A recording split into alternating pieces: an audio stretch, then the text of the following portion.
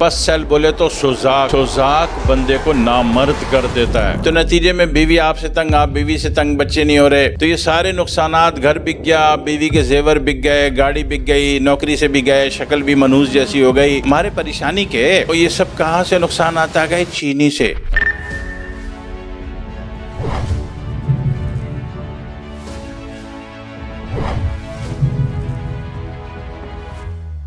نحمد و نصلی علی رسول الکریم، اما بعد فاعوذ باللہ من الشیطان الرجیم، بسم اللہ الرحمن الرحیم. السلام علیکم ورحمۃ اللہ وبرکاتہ.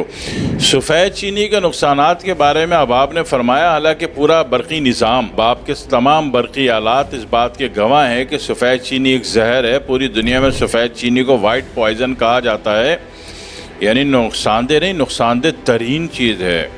ٹھیک ہے، ایک تو کاسٹک بلیچ سے اس کی واشنگ ہوتی ہے، دوسرا یہ کہ جناب علی پھر یہ کیلشیم اس میں ملایا جاتا ہے، جس کو آپ مرا چونا کہتے ہیں، کیلشیم کاربونیٹ. تو یہ ہر حال میں نقصان دہ ہے. ٹھیک ہے، ایک تو یہ اس کی بلغمی کیفیت پیدا کرے گی، ہر آرگن کو ایکسٹرا بلغم کی لیئر میں لپیٹ دے گی. نتیجے میں وہ آرگن نہ صحیح سے سانس لے سکے گا، نہ اپنے کیریکٹر کو وہ ڈیلیور کر سکے گا. اور دوسری بات یہ ہو جائے گی کہ جناب علی اس کا جو کیلشیم کاربونیٹ ہے وہ آپ کے گھٹنوں کو، جوڑوں کو، جوائنٹ کو خراب کرے گا، پٹھے کو کڑائے گا تو آپ کو سروائیکل بھی ہوگا اور آپ کو جناب علی ایشیاٹیکا بھی ہوگا. اور گھٹنوں میں آرتھرائٹس پیدا کرے گا، گھٹنوں میں جوڑ جوائنٹ میں خرابی پیدا کرے گا تو آپ کو آرتھرائٹس ہو جائے گا. وہ آسٹیو ہو یا آرتھرائٹس ہو، گھٹنوں میں خرابی ضرور آئے گی. ٹھیک ہے، اور خون پہ بھی اضافی بوجھ بنے گا اور یہ WBC ایکسس کرے گا.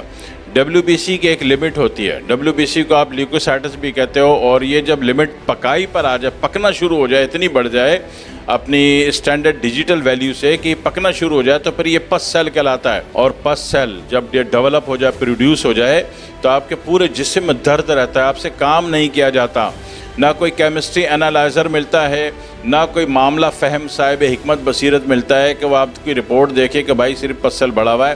وہ ہوتا یہ ہے کہ بندہ کہتا ہے میں پین کلر کھا رہا ہوں، مجھے پھر بھی فائدہ نہیں ہو رہا، تو بتایا جاتا ہے کہ اپنا روحانی علاج کرا لو.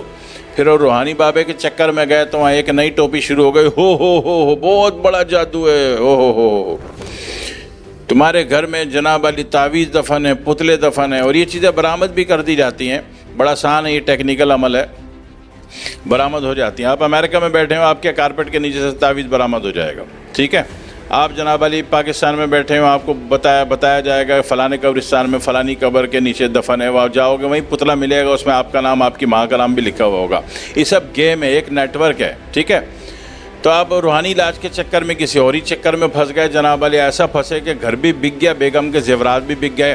حالانکہ کام کیا تھی کہ صاحب حکمت و بصیرت آدمی آپ کی ایک رپورٹ کروا کے پڑھ لیتا اور بولتا بھائی صاحب یہ مرض ہے آپ کو، اور یہ علاج ہے، اور یہ پرہیز ہے، اور آپ صحیح ہو جاتے. ٹھیک ہے، تو یہ سب کہاں سے نقصانات آ گئے؟ چینی سے. اور نامردی پیدا ہو گئی، کیونکہ جب پس سیل پیدا ہوگا تو موٹیلیٹی اسپم کاؤنٹ کو بالکل بیکار کر دے گا یا کام ہی نہیں کرنے دے گا، اس کے کیریکٹر کو پرفارم نہیں ہونے دے گا. تو نتیجے میں بیوی آپ سے تنگ، آپ بیوی سے تنگ، بچے نہیں ہو رہے. تو جب بچے نہیں ہو رہے تو پھر جناب علی معاملہ پڑے لڑائی جھگڑے میں چلا جاتا ہے، یا الٹے سیدھے علاج میں چلا جاتا ہے.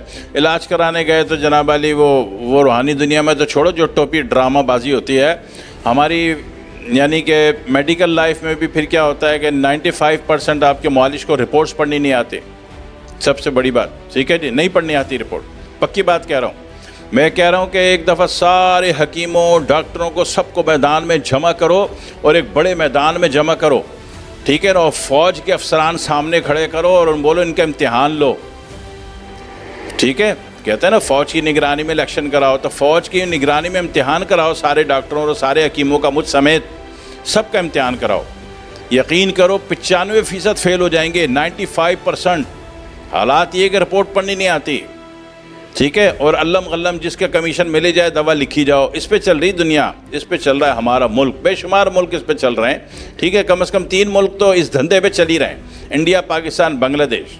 صحیح ہے، کمیشن کھائی جاؤ، من گھڑت دوائیں لکھی جاؤ، رپورٹ پڑھنی آتی ہو یا نہ آتی ہو. آتی نہیں ہے.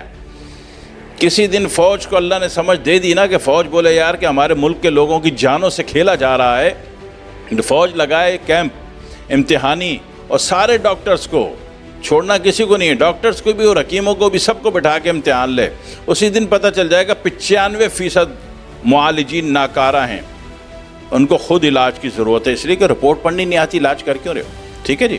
تو یہ حالات ہیں، ان حالات کو مینیج کرنے کے لیے بھی ذہنی طور پہ تیار رہیے، خود بھی محفوظ رہیے، اور چینی جیسا سفید زہر، وائٹ پوائزن، اس کو بند کر دیجئے تاکہ زندگی آسان ہو جائے، اور اس کے بدلے گڑ یا دیسی شکر استعمال کریں. ہاں، گڑ اور دیسی شکر والوں سے التجا ہے، ان سے ریکویسٹ ہے، ان سے بنتی ہے کہ بھائی صاحب خدا کا خوف کرو، اللہ کے قہر سے ڈر جاؤ.